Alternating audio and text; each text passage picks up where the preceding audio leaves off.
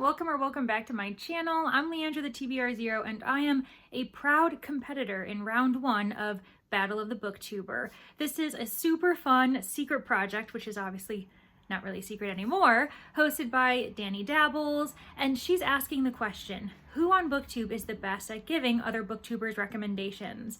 We are in rounds where there are 4 competitors, and each competitor has to give the others 2 books to read, meaning that each competitor has to read 6 books, 2 per competitor, and we have to do a vlog for each set of 2 books. Did I explain that well? I think I did. I've been given books from Booktubers A, B, and C, and today I'm starting my vlog for Booktuber A. This person ended up giving me The Maid by Nita Prose and Legends and Lattes by Travis Baldry. I think I probably should have told you who the other competitors are in my round, and I don't know which competitor is associated with which letter of the alphabet, but we have Lotta from Lotta's Nook, we also have Katie from I Would Rather Be Reading, and we have Nell from Nell Diamond. So one of those booktubers gave me these 2 books, and I'm really excited because I'm not sure if this was intentional or not, but whichever booktuber is Booktuber A ended up making sure to give me 2 books that are on my physical TBR. So I already owned these 2 books, and whether I enjoy them or not, obviously I'm hoping to really like them. I am just really glad that I was able to get 2 books off of my physical TBR, and I've been meaning to read both of these. I just haven't had the excuse to do it. So thank you so much, Booktuber A. I will be really excited to know whether this was a happy accident or whether you genuinely did have a purposeful choice in being like, Leandra is trying to lessen her physical TBR. I'm going to recommend these 2 books because I don't know, I really like that. What I'm gonna do is I'm gonna read both of these books. I'll be sure to provide little updates throughout, maybe at the 33% mark, and then the 66%, so a third of the way, 2/3 of the way, and then my final overall thought. We'll see how it goes though, because these are both pretty short reads, so I'm not sure if they're going to require multiple updates or if 1 update per book before the overall reveal will suffice. So we're gonna see what happens. I do have the audiobook for The Maid. This one is a mystery that is set at a hotel. And again, Booktuber A, I don't think that you knew this, but I have worked in hospitality. I worked at a hotel for a handful of years. So this will be very interesting for me to kind of compare my own perspective.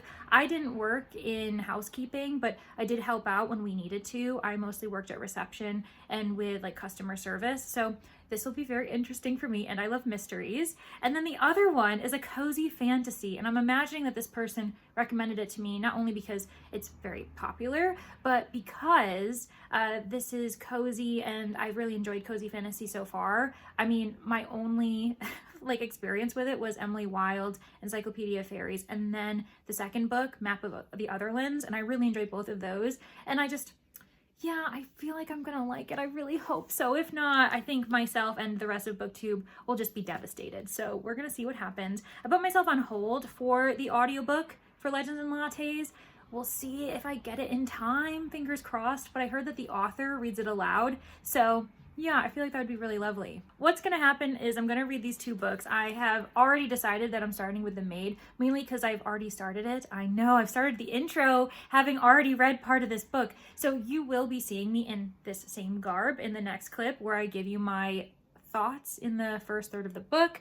And yeah, so just I guess stay tuned for that. And then we'll move on to Legends and Lattes. I'm not going to tell you what my ratings are. I'm just gonna let you know my thoughts, some of my feelings, because I'll reveal my official ratings at the end of the vlog, mainly so that our host, Danni Dabbles, can calculate and do all the math when it comes to how this booktuber did. And I mean, I am hoping, I know that it's supposed to be a competition, so I'm supposed to be ruthless and mean, but like, obviously I don't want to read bad books, or at least books that aren't for me. So I'm hoping that these end up being favorites, and then Booktuber A will probably get a little bit of extra bonus points if that ends up being the case. So we're gonna see what happens, but for now, let me tell you what I think about The Maid, because I am 33% of the way already through this. I entered this book pretty blind, besides the fact that I knew that it was set at a hotel, that a maid is our main character, she discovers a body, and then honestly that's where the mystery begins. Who committed it, and is she at risk? are people thinking that she did it, or is it more so, do people think she knows more than she does, and so now she's potentially going to be the next victim if she doesn't solve the case herself? So I didn't really know what we were going to have in store for this, except I did talk to Brittany from Brittany Loves Reading, just telling her that I was going to be reading this book soon. And she said, oh, I'll be interested to hear your thoughts because I know that this book has autism rep. And I didn't realize that. Our main character, Molly, she is a maid at the Grand Regency Hotel, or Regency Grand Hotel. Which way does it go? Regency Grand Hotel, and she is also on the spectrum. She is high functioning autistic, and we are seeing that with some, I suppose, physical symptoms of her social awkwardness, her misunderstanding of certain social cues, and how she processes information. So we're definitely seeing that right off the bat. And she is really proud of her job. She loves her job, and that's really sweet, actually, how devoted she is to cleaning and taking pride in her work, and she really should. But she also recognizes that this is a position of invisibility, that you aren't really meant to see the staff. You aren't meant to see housekeeping. And she kind of likes that. She likes being in the background of having her work be appreciated from afar, but she also needs the money. I think I appreciated that too, how throughout this process so far, in 33%, we recognize that she's dependent on tips. And that's really interesting, having perspective of someone who is in the tipping industry. I am someone who actually hates tipping culture. I think that we should just give someone a living wage and call it that, rather than having them dependent on customers for providing some of their profit and some of their earnings so that they can keep their shelter, keep food on the table, especially because it should be on the business. The business is actually responsible for providing you with a living wage. So I can see how our main character, Molly, is struggling, especially because she's had some bad run-ins in the past with this man who has kind of swindled her, unfortunately, made her think that he was potentially, a good suitor, and he stole a significant amount of money from herself and from her gran, who passed in the last 9 months to pancreatic cancer. And Molly is really struggling to process that, as anyone would. The grief is still very much with her as she's trying to continue her life and just survive on her own. So I found a lot of that to be relatable and very much authentic. Like, I found it very believable and it makes sense. But anyways, to the murder, she ends up entering this room for Mr. Black. Is that his name? I swear I'm paying attention. Charles Black. Yeah, he basically owns like a quarter of the city. He is this bigwig who is known for staying at the Regency Grand Hotel with his wife, his second wife. It's been emphasized, Giselle, who's much younger than him. And Molly is very much, I guess, used to them. They are regulars at the hotel, and she has viewed her relationship with Giselle to grow into this kind of friendship. And Giselle is very sweet to her. I really like Giselle, actually. I've only seen her interact with Molly once or twice in flashbacks, but yeah, I think that Giselle is someone who really genuinely does have Molly's best interest at heart. So I'm looking forward to seeing her more on the page. But unfortunately, Giselle's husband, Mr. Black, Charles, died. But is it really unfortunate? Because he seems like a horrible person. Like, he's an asshole. He doesn't treat the staff very well. And we've discovered that he hurts Giselle. So there is domestic violence that is alluded to. It's not on the page, but we see her bruises, for instance. I'm not gonna shed a tear for him being dead, if I'm gonna be completely honest. I'm more sorry for Molly because she's the one who discovers his body. At the moment, everyone, at least those of the public, view it as maybe an accident or a heart attack, no foul play involved, but we are very certain that being a mystery novel, it's going to eventually turn into a murder investigation. I want to know how Molly ends up getting wrapped up in this, because for now, she's just a witness because she found the body and she was brought in for questioning just to provide a bit more context. Although we have seen some shady things already going on in the hotel. With Giselle, somewhat, she might just be adjacently involved, but also other staff members that Molly views as her friends. They seem to be taking advantage of her inability to really understand what is going on. She finds herself party to some shady business, and she doesn't know that it's shady, but you as the reader know it's shady. So I'm imagining that's going to be a disaster. And I will say that the moment I feel really badly for Molly, and that's the one element to the story that might be hard for some people because of the fact that she's on the spectrum. She's high functioning, but we are seeing her interact with people that we know aren't good for her, that we know are taking advantage of her, who she says are her friends when they're truly not. And oh my gosh, it does pull at the heartstrings. Like I don't know how I feel about watching that on the page, because it is kind of like really tough. So with that said, that's obviously a positive, that's a strength of this author's writing for making that emotion come out of me. I just don't know if the discomfort is something that I'll be able to like hold on to and be okay with for the next 2/3 of the book, or if it will in the end pay off and I'll think, oh my gosh, okay, yeah, like this was really moving. So we're gonna see how it is, but for now, this is my thoughts 1/3 of the way through the book. I'll let you guys know what happens. We'll see if I do a 2/3 of the way update. As I said in my intro,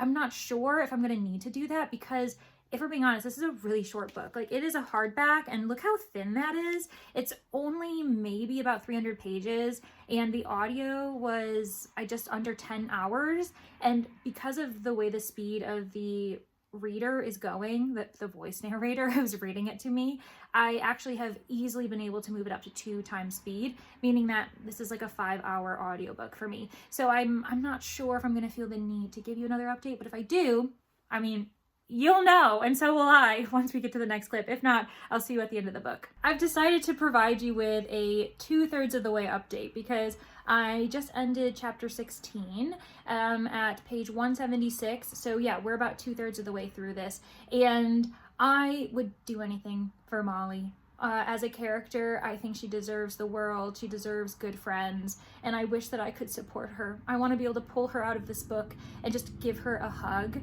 because she's just, oh my gosh, she's so lovely, and she's been able to honestly persevere through so many struggles, not only financial issues as she worries about potentially losing the home that she had with her grandmother, her loss of her grandmother, the fact that she doesn't really have any close friends or family to support her through this, and now she's, come upon a body, so even her place of work, her sanctuary, has also been violated, and she's slowly realizing that people she thought she had in her corner actually aren't there. And I'm just, oh my gosh, I want to be in your corner, Molly.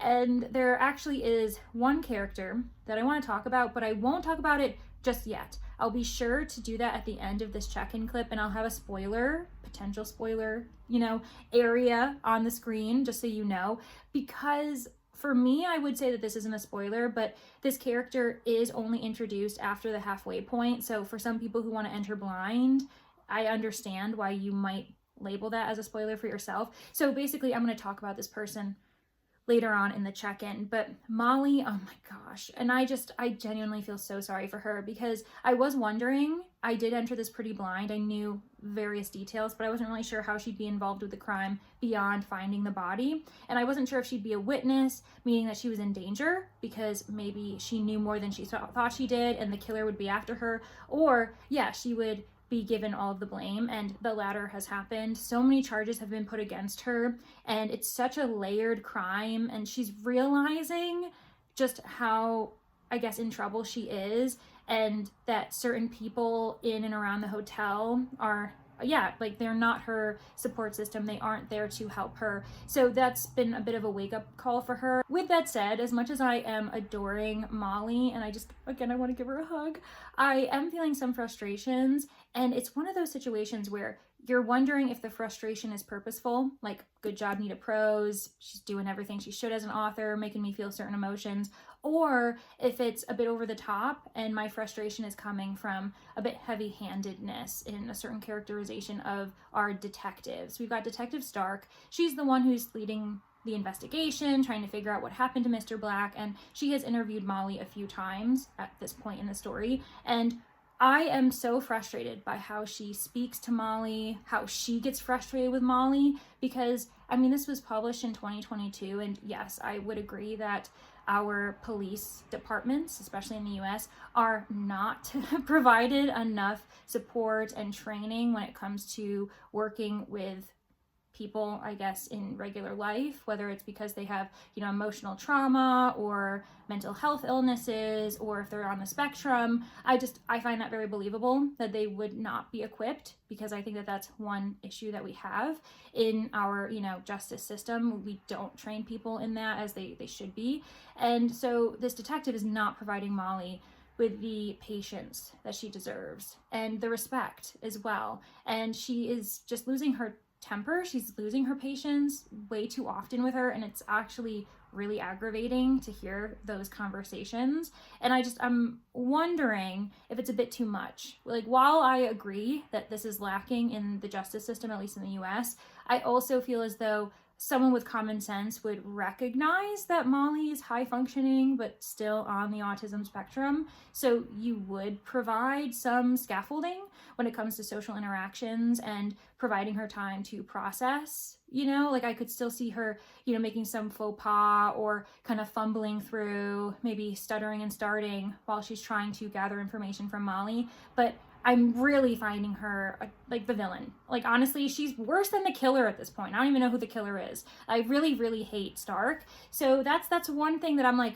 is this well done, or is it actually going to be hindering me? Because I'm getting so annoyed that she isn't listening to Molly and letting Molly tell her story. But anyway, so now we're going to move into a bit of spoiler territory, just because I want to talk about this one character who came in halfway through the book. And again, I'm not sure if you would label it as a spoiler, viewer at home, but I'm going to do all the protections for those who might be a bit more sensitive and have a more strict definition of what a spoiler is. So here's the graphic. We're going to get into it. So a little over halfway through the book, when Molly discovers that she's being arrested and there are so many charges against her for various things, all culminating and kind of connected to the death of Charles Black, how he died.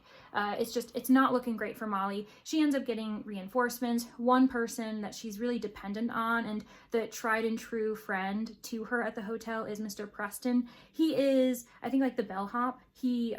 Or what do I say? He's like the security guard, the person who stands at the front of the hotel. I'm not remembering the term for that. Oh well, you know what I'm talking about. So he actually is so proud of his own daughter. She is a lawyer, and she gets called into this case. Basically, Molly calls Mr. Preston, says, I'm so sorry to bother you, because she's so sweet, but I need your assistance. And so Mr. Preston brings his daughter to the station, and I loved the standoff between Detective Stark and Charlotte, Mr. Preston's daughter, because she frickin' put Detective Stark in her place, and I loved it. I actually ended up putting a little post-it note because it was such a good dialogue. So Detective Stark, of course, is honestly just a bitch and scoffs at the idea of Molly getting bail because of how expensive it is. And Detective Stark says, let me see if I can find the line. You realize that to release her, you've got to post bail of $800,000. Now let me see. Detective Stark says as she puts her index finger to her lips, I think that's just a spot above a maid's earnings and assets, am I right? And here comes Charlotte, our queen. You're right, Detective, Charlotte says. Maids and doormen are often underpaid and undervalued. But litigators, we do all right. Better than detectives, so I'm told. I've personally posted bail with the clerk out front. Oh, yes, Charlotte. Oh my gosh. That was just so satisfying. And that exchange is where we ended at chapter 16. So at least, even with my frustrations, the chapter ended really satisfactory. So at least there's that kind of silver lining going on. But I only have a third of the book to go. This is going really quickly, as I said in my last update. So I'm speeding through this. This is really easy to read, even with the kind of like frustrations that I have, all because I love Molly to death. So anyways, there we are. I'm intrigued. I want to know what happens. We'll see how the ending goes, but I'll let you know when I finish. Another potentially spoiler section, but I just read one more chapter. I'll make sure to have the spoiler thing up just in case, again, if people think it's an event that happens, but it's like adorable. So I'm gonna put the spoiler up just in case. So I just read chapter 17 and oh my gosh, Molly's interactions with the judge. I love it. I think I enjoy when people are kind to Molly, but I also get a weird satisfaction when people put Detective Stark in her place because she's the worst. And this judge this judge did it, and it was so cute. And Molly, because she loves Columbo, she used to watch it with her grandmother. She is basing all of like the court interactions as that, so the way she speaks and like interacts with the judge is just the cutest thing. I think that was my favorite chapter so far. Yeah, that's all I've got to say. Okay, I promise I won't provide an update until I finish the book. Booktuber A, whoever you are, oh my gosh, how dare you? How dare you recommend this book to me? I'm not even done with it, but okay, I'll be strong. I've got 1 more hour left in this audio and I'll get it done. I finished The Maid, and yes, I cried. I did not see that coming, and I do attribute that to the fact that there is terminal illness in here, so if you need that kind of content warning, be prepared. I find it really funny, and I am laughing about it, but in our character bios or competitor bios, we had to provide some content warnings or tropes that we want you to avoid. One of those things on my list was terminal illness, because I cry every single time it's included, and that's just a trigger for me. And so when this was happening and the intensity of the scene and the fact that we only had maybe 30 pages left in the book, I was so taken aback. I just was bawling my eyes out because it was really well done. I was really impressed by how emotional this scene was, and I think it's because at that point I had seen the character Molly for an extended period of time, and basically it was a flashback to her experiences with her grandmother, because her grandmother, having been the only person who raised her, she ended up dying of pancreatic cancer, and that is of course a really brutal way to go. It's very painful, and it hit me very hard because I wasn't expecting it, and I am sure that the person who recommended this to me either hasn't read it and so she wasn't aware, because I'm pretty sure that's not in the flap. Like, I would be really surprised. I wonder if it's in like the content warnings. I don't think this book has content warnings. It really should, because that was intense. But anyways, it's really funny. Whoever you are, Booktuber A, we're gonna have to have a chat, because that was a lot. But I promise you that it's totally fine. It's just one of those things where if I don't want to have to cry while I'm reading a book, I'll say that I want to avoid it.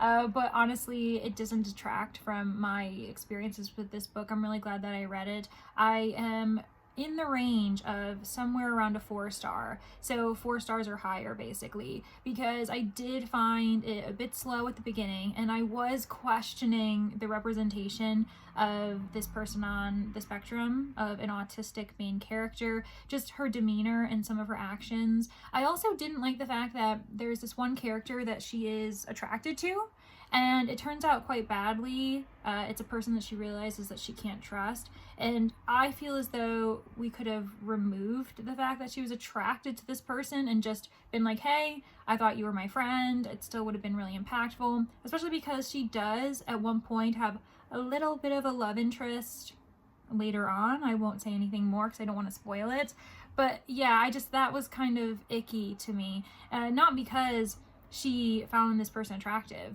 but because of the person and how it culminated in the end, like the way that the events layered on top of each other. I just realized that I didn't think it was necessary, if I'm going to be completely honest. I feel as though it could have functioned perfectly fine with him just being a friend, and then it could have opened her up to having a bit more natural of a transition into having this other love interest happen. That was definitely much better for her and was adorable. So yeah, so that's what I'm thinking right now. We will see how it goes. Clearly we started off the vlog really well, which is great, because the next book I've got to read is Legends and Lattes, and perfect timing. I just got the audio for this one. One of my subscribers, it might have been Carrie, said that the audio is great because it's read aloud by Travis Baldry himself. So I am really looking forward to it. I put it on hold, and then honestly in less than 24 hours it was available to me. So I'm gonna be reading this probably pretty soon, and I'm looking forward to it. I mean, we started off with a bang. What are the chances that this book that is even more well loved is gonna tank for me? I don't think that that's possible. With that said, stranger things have happened. So I'm gonna enter with some high expectations, but trying to keep them in check at the same time. Good morning. You are getting tired, Leandra face, because I just woke up and I officially hit the 50th percent mark, or as close as you can get. I'm at page 144, and the edition I have is just under 300 pages, so we're pretty much at the halfway mark. So I have discovered Viv. I've met Tandri, who is kind of her second in command as they're creating this cafe. I met Cal, I met Thimble, I met Amity. There are so many lovely characters in this, and I'm not gonna lie, at first I kind of wasn't really understanding the hype.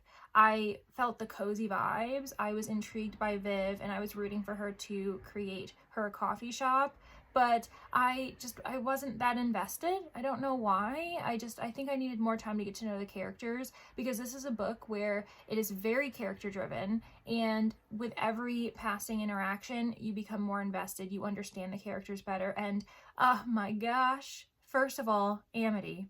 I love Amity, the like big dire cat. I also love Thimble, the ratkin. Oh my gosh, ratkin was like making me tear up last night, mainly because I was exhausted, but also overload cuteness was too much. So this has been a really adorable book so far. Basically, Viv is an orc, and she's just been known for kind of campaigning, battles, doing assassin work, bounties, pretty much just wearing her body to the end. And she doesn't really want that life anymore. She doesn't want to live amongst the bloodshed and having to like turn your back every time to see if someone's following you kind of situation. But she ended up arriving at this one city, a foreign city far away, and she found a coffee shop there. And it was something completely new to her. Most of the people in this world don't know what coffee is. They don't understand the concept of a cafe. And when she went there, she felt such inner peace. She's like, I want this again. This was lovely. So when she finally gets the courage to leave her band, who is off campaigning elsewhere, she's like, I'm gonna go settle down. And she also has a few other secretive reasons for why she's confident it should work, which is kind of interesting. It seems as though she has magic on her side. That's one element that is remaining kind of in the background. I don't want to give too much away, but she sets up this cafe. She has a hobgoblin, help her out named Cal, and he's like this gruff man who's just the sweetest thing too, like a man of few words, but he's like so heartfelt.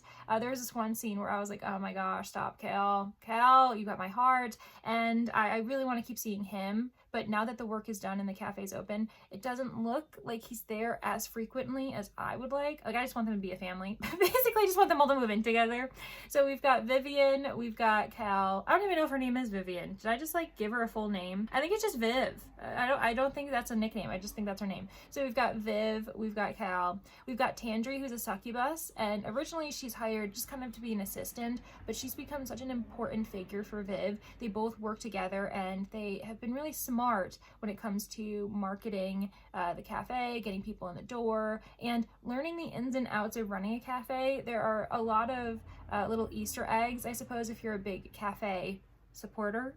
If you go to cafes and you enjoy the environment and you kind of understand some of the rules and policies. For instance, there was an incident where this one scholar just kept coming in to use the space to study for a few hours, and Viv and Tandri were like, we can't let him do this. He's taking up space. What do we do? And so then the next day on the sign it said, purchases are required. And I don't know, as someone who often is like sees cafes as my haunts, I just kind of like go there all the time just to relax, and it's really nice. Yeah, but I could totally understand that. That was really funny. And the creations of like the food, oh my gosh. I was told by ML that I would be wanting coffee all the time, and I 100% do. In fact, this morning I was like, before I do anything, I need to make myself a cup of coffee, and I have a pastry as well because I knew I was going to be reading this, just because I was like, I can't help it. I need to sit in a cafe experience, even if it's just in my apartment. So yeah, this is really sweet, but there is some conflict. I feel like people do understand that this is a cozy fantasy, that it's very much D&D, but just like relaxing and, you know, a bit of slice of life. But there is a conflict because the magical, basically the kind of like magic gangsters of the city, are asking for payment for protection every single month, and Viv, being new to town, is like, I'm not doing that. I refuse. Like, I've been down that route before. I want to own this fair and square, and I want this to be mine. I don't want to have to be paying you all to protect me when I don't need it. Like, this is just you trying to, like, honestly intimidate me. But at this point, they are feeling the pressure, especially because this magical is not going anywhere, and there have been certain threats to, like, burning down the cafe. And just recently, Viv has brought in reinforcements, so we're gonna see what happens. I probably will stop here as far as, like, providing any more spoilers. I'll just, like, talk about vibes and thoughts and characters, but I really do love this band of characters, and they've grown on me. I was feeling that this is probably a fine 4-star before, but now with, like, these characters being so lovely, I feel as though it's definitely a 4 or more. So I'd be so surprised if it goes below that, but you know what? We'll see. I mean, this is anything goes. For those of you who have the physical copy, there are little like images at the beginning of each chapter, and I noticed it at the perfect time when I was like, huh, what are these? Why is it like this every time? And then I started looking around and I realized that they're different. Let me see if I can find my favorite one, because that was the one that I happened upon, and I was like, does this mean anything? And then, you know who we met? We met Amity. So at chapter 10, there's like this little cat. And that cat ended up showing up in the chapter as this huge dire cat that everyone's afraid of, but purrs like an earthquake and is just the sweetest thing. Also scary, also intimidating, but and her name's Amity. Anyways, yeah, okay. I will let you all know what I think when I finish. And then we're finishing up the vlog for Booktuber A. We'll see what happens. Well, that didn't take very long. I finished Legends and Lattes, mainly because I didn't realize there's a very cute short story that I'm 100% gonna have to read at some point. Maybe I can tag it on at the end of this vlog. But it's called Pages to Fill, a Legends and Lattes story. So this is so much shorter than I thought. It's only like 250 pages. Okay. Well, I finished the book, and it was so cute. The found family is so strong in this, and I actually will say I was a bit worried about the conflict, if I would be invested in it, mainly because there was that kind of gangster feel, and I didn't know what lines our main character Viv would have to cross. And I was nervous. I guess I didn't trust Travis Baldry. That's my fault. But I loved it. It was so cute. This was just a really lovely combination of friendship and courage, a little bit of romance, a hodgepodge of characters in a world that misunderstood all of them or didn't give any of them a chance to shine in the way that they deserved. And the ending was super satisfying. So I obviously loved this. I am gonna have to contemplate how I actually feel about it as far as rating goes. But yeah, just give me a minute. I'll be back. I'm back, and I grabbed from my shelf the Maid. So now we can talk about both books recommended to me by Booktuber A, and to be honest, I can fully see why this Booktuber recommended them to me. Not only am I ecstatic that I've read 2 books that were on my physical TBR, making me ever closer to actually being Leandra the TBR 0, I don't know, maybe one day, but also on paper, both books definitely feel like me books. So with The Maid, this one is a closed setting. We've got an amateur sleuth, and the author definitely leaned on certain investigative tropes that I really like. Closed setting. I love that it was set in a hotel. I loved that the main character was someone who tends to be in the background, who doesn't get noticed, but she notices everything, being a part of the housekeeping staff. I also loved the Scooby Gang feels, because I didn't realize that was going to happen in here.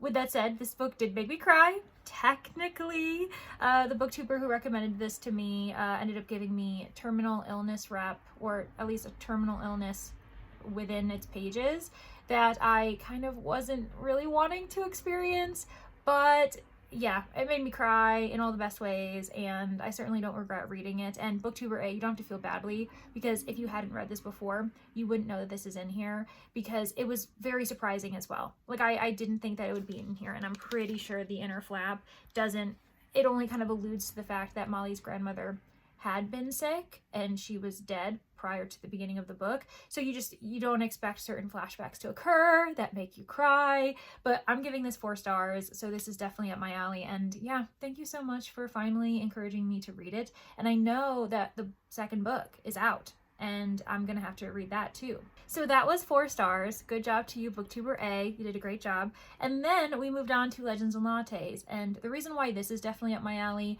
is I feel as though everyone just thinks that I'm a cozy person, but I honestly think I am too, especially because I have had some experience with cozy fantasy, even if it's a bit darker than this type of cozy. So I've read Emily Wilde's Encyclopedia of Fairies as well as the sequel.